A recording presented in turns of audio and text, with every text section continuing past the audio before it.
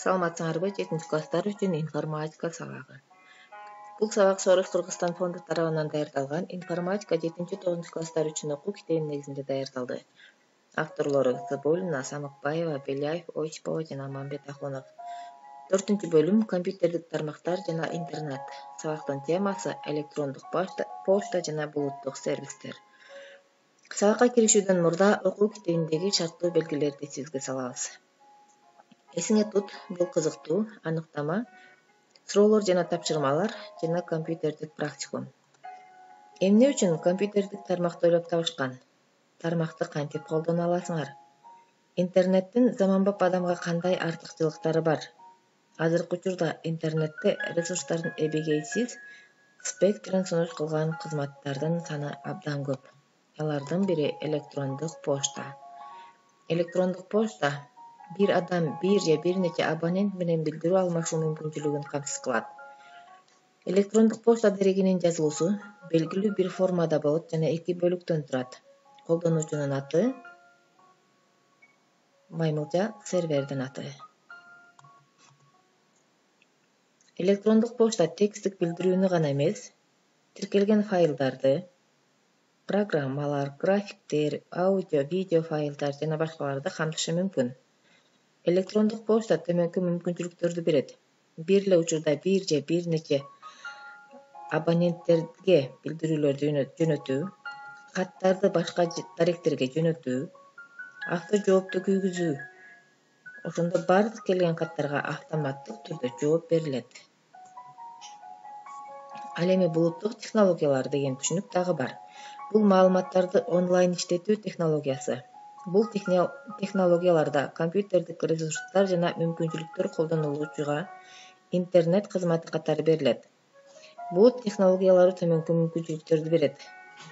Керектүү тиркемелерди компьютерге же интернетке тушташкан башка шайманга орнотпостон пайдаланууга, файлдарды, документтерди жана башка маалыматтарды интернетте сактоого, Google Drive, Яндекс Drive жана башка маалыматтарды сервердеги интернетке сактоого мүмкүнчүлүк берет.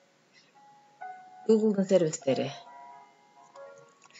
Булар Google Диск, документ менен бирге иштөө мүмкүнчүлүгүн берген документтер менен иштөөчү тиркеме. Google Translate каалаган эки тилдин ортосундагы сөздөрдү, тексттерди, фразаларды, веб-барактарды статикалык машиналык которуу системасы. Google Dictionary өзүнчө сөздөрдү башка тилге которуу сервиси. Gmail билдирүүлөрдү сактоо үчүн чоң көлөм бөлүнгөн жана ыңгайлуу веб интерфейси менен акысыз электрондук почта кызматы. Google Know берилген тема боюнча автордук макалаларды камтыган вики-энциклопедия. Google Maps акысыз картографиялык сервистин негизинде түзүлгөн карталардын топтому.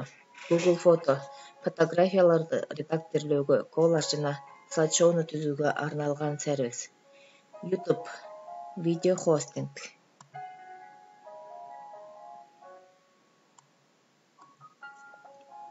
Бул технологиялардын ичинен эң көп колдонулган кызматы Google Document.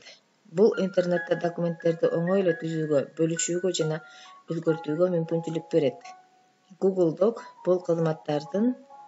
бул кызматын колдонуу үчүн өзүңүздүн аккаунтуңузду түзүшүңүз керек. Бул сайтка кирүү үчүн колдонуучунун жеке маалыматын сактаган аккаунт. Google Doc аккаунтун түзүү үчүн колдонуучунун Gmail электрондук почта дареги болуусу тийиш.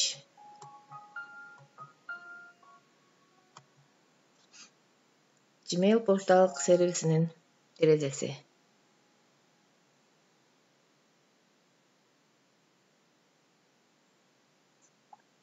Google мүмкүнчүлүктөрүн колдонуу үчүн ушул кызматка www.checkit.google.com дарегине өтүү керек.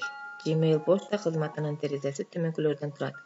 Көрсөтүү режими, жаңы билдирүүлөр, башкаруу баскычтары, каттар жөнүндө издөө, керектүү катты издөө үчүн, каттар аймагы, тууралоо, папкалар, чат.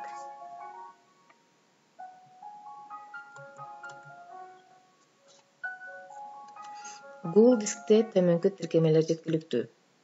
Текстик редактор, таблицалык редактор, презентациялар, формалар, сүрөттөр жана ошондой эле кошумча тиркемелер. Булуттар технологиясынын бирден бир артыкчылыгы болуп, бир документтин үстүндө колдонуучулар группасынын биргеликте иштөө мүмкүнчүлүгү эсептелет.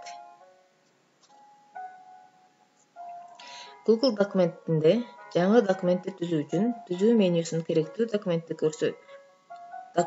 түрүн көрсөтүү керек. Мисалы документтер. Бүгүнкү күндө Google Drive бир гана MS Office документ форматын эмес, Chrome Web дүкөнүнөн орнотула турган ар кандай тиркемелерди колдойт. Компьютердик практикумга өтүүдөн мурда компьютер менен иштөөдөгү техникалык коопсуздук эрежелерин сактоону сунуштайм. Зымдарга жана туташууларга тийбей, компьютерди чоңдордун уруксатысыз күйгүзбөй же өчүрбө, столдо жана персоналдык компьютердин тутумунда ашча нерселер, буюмдар турбасын, монитордун экранына колуңду тийгизбе, өз алдынча көйгөйлөрдү чечүүгө аракет кылба. Мугалимди чакыр. Биринчи тапшырма. Google аккаунтуңарга киргиле. Эгерде жок болсо, анда жаңы аккаунт регистрациялоо керек. Google документтер сервисине киргиле. Менин кичинекей мекеним деген папка түзгүлө. Жана ага бардык колдонуучулар үчүн уруксат ачып койгула. Интернеттен силер жашаган жерде кол жерлердин сүрөтүн таап, жалпы папкага жүктөп койгула. Өзүнчө документте сүрөттөр кандай алынганын тууралуу веб ресурстарга шилтемелердин тизмесин түзгүлө жана аны да жалпы папкага жайгаштыргыла. Силер жашаган жер жөнүндө 3 слайдтан турган презентация түзгүлө жана аны да жалпы папкада сактагыла. Группадагы катышуучуларга интернеттеги анын шилтемесин көргөзүп, презентациянын үстүнөн биргеликте иштөөгө чакырган чакыруунун электрондук почта аркылуу жөнөткүлө. Биргеликте иштелген презентацияңарды өзүңөрдүн документти сактоочу жайдан карагыла.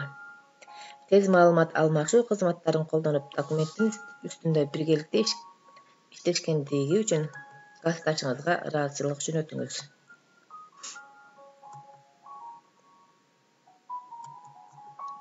Экинчи тапшырма. Google аккаунтуңарга киргиле. Тексттик документ түзгүлө. Булуттук сактагыч деген эме деген текстти тергиле. Тексттин көлөмү 10 сүйлөм болсун. Текстти Google документте берилген аспаптардын жардамы менен редакторлегиле. Түзүлгөн Google документти компьютериңерге Word, OpenOffice, RTF, PDF, HTML же zip файл түрүндө жүктөгүлө. Документти башка тилге которгула. Документти электрондук почтага тиркегиле. Мугалим үчүн биргеликте колдонууга мүмкүнчүлүк ачкыла. Кийинки тапшырма. Google аккаунтуңарга киргиле. Жаңы таблицаны түзгүлө. Формулаларды колдонгула. Бул документти экспорттоп, компьютериңерге Excel, CSV, текст, ODS, PDF же HTML түрүндө жүктөгүлө.